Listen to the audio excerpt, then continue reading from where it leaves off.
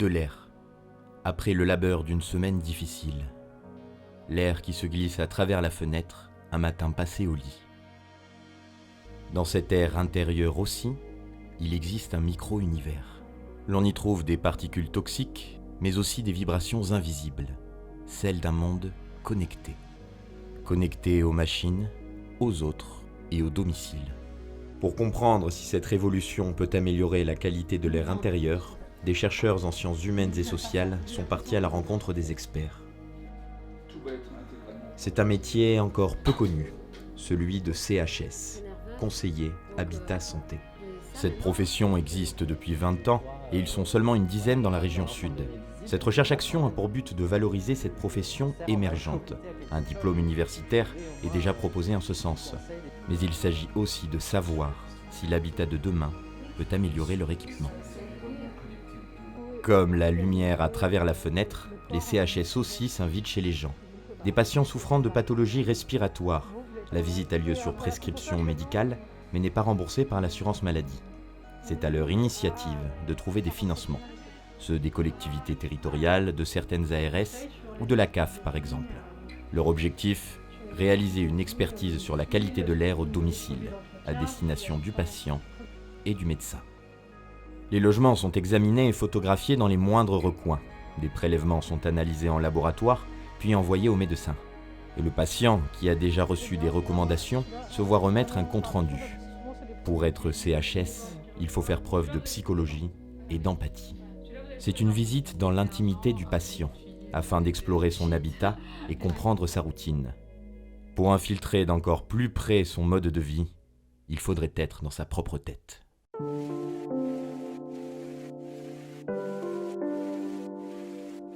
Les patientèles sont très différentes, mais il y a des problèmes récurrents, comme de mauvaises habitudes, faciles à identifier, mais difficiles à corriger. Le CHS peut aussi donner des conseils de ménage et d'entretien, même si la tâche est délicate. Il ne faudrait pas braquer ou infantiliser la personne. Attention aussi à bien aérer et aux animaux. Mais surtout, ce sont les produits d'entretien industriels qui laissent de nombreux polluants dans l'air. Parfois, il faut aller encore plus dans l'intimité pour identifier une anomalie. Et lorsque le domicile est vétuste, souvent, ce n'est pas de la responsabilité du patient. À Marseille, nous avons rendez-vous avec Madame Merazi. Une CHS lui a rendu visite pour aider ses enfants atteints de pathologies respiratoires. 6 mois plus tard, elle a changé ses habitudes en matière de produits ménagers et a nettoyé de la moisissure qui polluait l'appartement. Céleste Guillot, qui nous accompagne, s'est chargée de ce dossier. Mais malgré son compte-rendu détaillé, les murs de Madame Merazi sont encore toxiques. En fait, là, il faut carrément faire des travaux parce que vu que la mairie, elle est venue grâce au diagnostic que Madame Guillot a fait, donc ils ont réalisé que c'est vraiment, il y a des travaux à faire, impossible de... Les détergents, ils ne peuvent plus rien faire ici. D'ailleurs, ça a touché l'état de santé de mes 2 garçons. C'est des bébés, 2 ans et 3 ans. Ils ont un problème respiratoire. Et donc, ça a vraiment... Ça avait empiré. La moisissure s'est infiltrée jusque dans leur chambre, et Céleste, qui n'a d'ordinaire pas de financement pour réaliser une deuxième visite, remarque une augmentation du taux d'humidité dans les murs. Ah bah oui, là, à mon avis, il y a un souci avec la douche, avec la salle de bain, là. D'accord. Peut-être demander, mais on est à 21, 22, il y a quelque chose qui passe, là. Wow, d'accord. Si le mur est très humide comme ça. Là, derrière, c'est l'évier, c'est ça? Oui, oui, oui. Bah ouais, c'est quand... peut-être qu'avec l'évier, il y a peut-être une fuite au niveau de l'évier, là, du lavabo. Oui. Le diagnostic de Céleste a été corroboré par le service d'hygiène de la ville de Marseille. Maintenant, Madame Merazi attend la réponse de son propriétaire. Il faudra au moins installer de nouvelles bouches d'extraction d'air et d'étalonner les portes d'au moins 1 cm. En attendant, elle doit aérer encore plus souvent et nettoyer régulièrement la moisissure. Avant, je pensais qu'on ne pouvait même pas y toucher. J'avais peur de toucher, je ne vous cache pas. Je pensais que ça sautait, quoi. Et lorsque l'on parle du passage de Céleste à Madame Merazi, sa réaction est sans ambiguïté. C'est quelqu'un dès qu'on la voit, on a confiance directe. On ne peut pas faire rentrer des gens comme ça si facilement. La preuve, c'est grâce à elle que je vous ai laissé rentrer. Des patients, Céleste en rencontre environ une cinquantaine par an. Elle souhaiterait en aider davantage. Certaines visites sont décalées à l'année suivante, faute de financement. Comme beaucoup de CHS, elle s'est confiée sur la difficulté de trouver des fonds et d'avoir un modèle économique pérenne. Le statut est souvent précaire et l'équipement rudimentaire. Leurs voitures ne sont ni connectées, ni même de fonction. Moi, souvent, les gens ils me disent « Ah, mais vous ne faites pas plus de mesures ?» Je fais « Ben non, je ne peux pas faire des mesures poussées parce que je n'ai pas les équipements. » Est-ce que vous aimeriez davantage de visibilité sur votre profession ? Ah oui, bien sûr. C'est sûr que les médecins déjà soient plus informés de nos modalités d'intervention, les patients aussi et même les travailleurs sociaux. Parce que en fait, les travailleurs sociaux sont aussi des vecteurs, quoi. Ils voient leur suivi, qu'ils sont malades, qu'ils leur racontent leur situation dans le logement. Donc eux aussi, ils devraient être formés, quoi. Ils devraient avoir connaissance de notre métier. Céleste Guillot a été travailleuse sociale. Elle est devenue CHS en 2019 et exerce essentiellement dans les quartiers nord de Marseille. C'est le sentiment d'être utile qui la guide dans son activité. Les gens, ils ont plus de sources de pollution différentes parce que y a le marketing, les publicités pour les produits d'entretien et tout ça. Et le fait que moi j'intervienne ou que mes collègues interviennent, voilà, on est porteurs de messages. Il y a un côté un peu militant aussi, quoi, de dire ne pas écouter ce qui se passe, ce qui est dit à la télé, les pubs. Mais aujourd'hui, les rôles sont inversés. Au CHS de répondre aux questions des enseignants-chercheurs, eux aussi iront fouiller dans tous les recoins pour comprendre comment la pratique professionnelle peut évoluer. C'est le principe de la recherche-action. La recherche-action nous permet véritablement de faire en sorte que les professionnels deviennent les savants de leur propre réalité. C'est-à-dire que le chercheur ne vient pas avec un savoir établi, mais il apprend avec les professionnels de terrain ce qu'est une réalité qu'il va tenter de décrire. Et ça, c'est un point très important parce que finalement, l'objectif de la recherche-action, c'est que tout ce que nous faisons là soit directement réinjecté dans la pratique professionnelle. Très bien, merci beaucoup pour ce premier échange. Voilà, donc on va arrêter l'entretien là. 53 minutes, hein, ça va ? Ça va. Ça a été ? Oui, je n'ai pas été traumatisée. Pour un autre entretien, nous nous rendons dans le Vaucluse, à 20 km d'Avignon. C'est à Caumont-sur-Durance que nous avons rendez-vous dans les locaux de l'association Solia. Elle s'occupe de différents problèmes liés à l'habitat, par exemple l'adaptation du logement face au handicap ou l'aide à l'économie d'énergie, et elle dispose d'une enveloppe pour des visites de CHS. Lui, c'est Sébastien Le Sec. Il a plusieurs missions, dont le conseil Habitat Santé.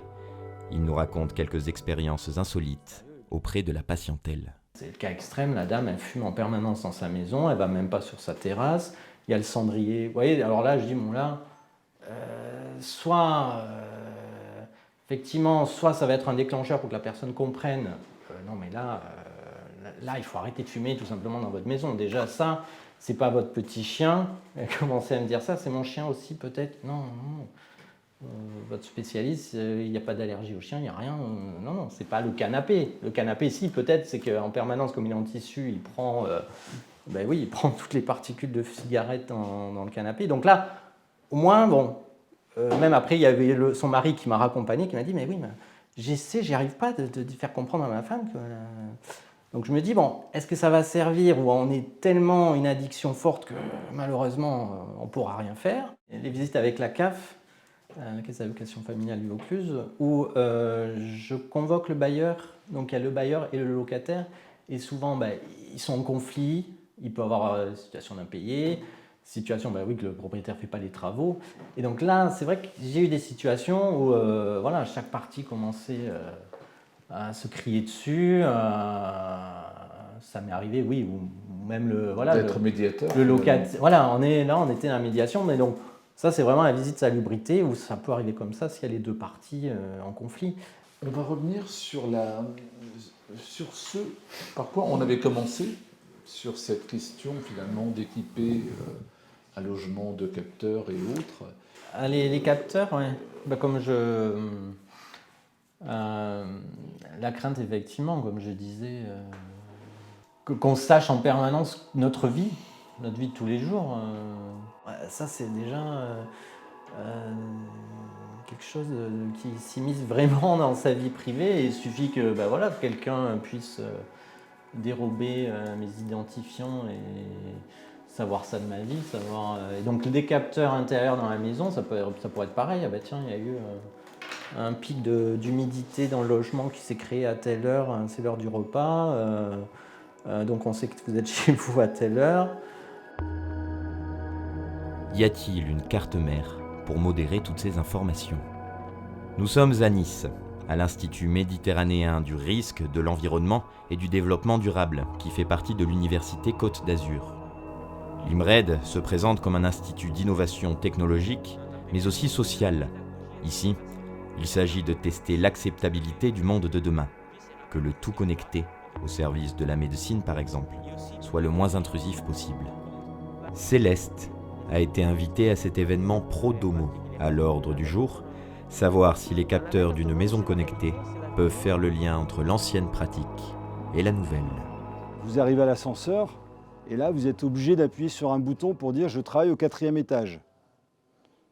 Alors déjà avec la pandémie, on n'a plus trop envie d'appuyer sur les boutons de l'ascenseur, mais pourquoi l'ascenseur ne sait pas que je travaille tous les jours au 4e étage ? Et donc moi ce que j'aimerais bien, c'est que demain je rentre dans l'ascenseur reconnaisse mon profil et dise lui il travaille au 4e.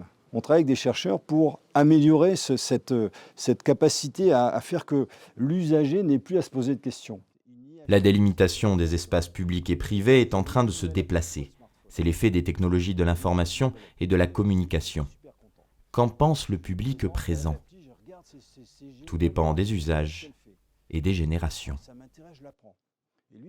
Je suis totalement réticente à ces projets et je ne me vois pas du tout vivre dans ce genre d'environnement. Notamment la technologie qui guide tout. On nous a dit que le but c'était de ne plus faire réfléchir les individus. Donc moi c'est totalement contraire à ma philosophie et à ce que je souhaite. Est-ce que vous sentez chez vous là, vous baladez dans cette maison ? Pas du tout. C'est beaucoup trop bétonné, connecté, électrique à mon goût. Il manque du coup ce côté nature, sobriété, etc.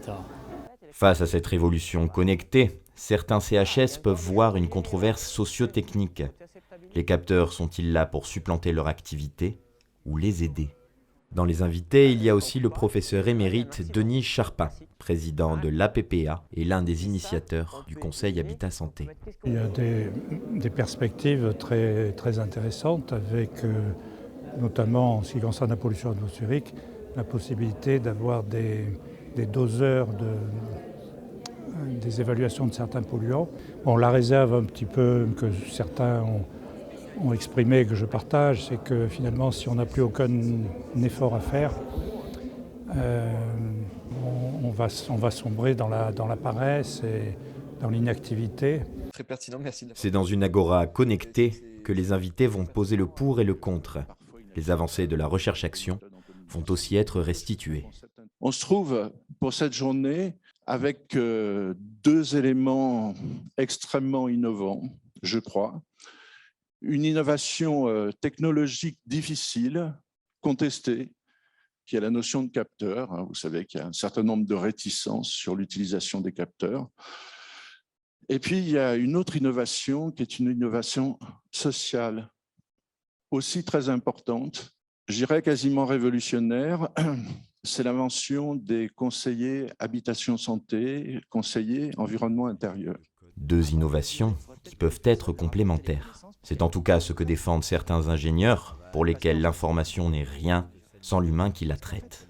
Un capteur, alors je vais le remonter encore une fois, il ne mesure pas la qualité de l'air, il mesure la présence d'un polluant. Donc lui, quand il a une petite diode qui s'allume en vert, ce n'est pas que l'air est bon, c'est simplement qu'il y a plus ou moins de particules fines. Mais peut-être que l'air est très pollué avec autre chose. Et donc, si on ne sensibilise pas les personnes à ça, eh bien, elles vont mesurer, dire « Ah, l'air, il est bon » ou au contraire « Ah, l'air, il est très mauvais », alors qu'en fait, simplement, ils n'ont pas les connaissances, le recul pour apprécier l'information qui leur est donnée. Confidentialité des données, impact écologique des équipements, toutes les questions sont posées. Pour beaucoup, le problème est surtout celui des inégalités d'accès et de l'utilisation. Moi, je vois leur priorité, en fait. Leur priorité, c'est d'être dans un logement digne et leur proposer un capteur dans un logement dans lequel ils ne se sentent pas bien, ce serait pas logique. Déjà, voilà, c'est des personnes qui ont une fracture numérique aussi, donc leur proposer un outil qu'elles ne sauront pas utiliser, ce qu'elles veulent la plupart du temps, les personnes, c'est qu'il y ait quelqu'un qui rentre chez elles et que cette personne, donc moi, soit là à l'écoute et qui puisse voir les conditions dans lesquelles elles vivent, quoi. Combien de lignes de code pour un domicile où il fait bon vivre? Télétravail, virage domiciliaire, contexte sanitaire, c'est entre les murs de l'habitat que se précise le monde de demain. Même si le Home Sweet Home évolue en Home Smart Home, cet environnement douillet n'est pas à l'abri du danger. Un air intérieur de mauvaise qualité est toxique pour les poumons, les cellules, il peut avoir un effet inflammatoire, atteindre le système reproductif, voire le développement de l'enfant. Nous passons près de 80% de notre temps dans des espaces clos, alors que l'air intérieur est 5 à 8 fois plus pollué que l'air extérieur.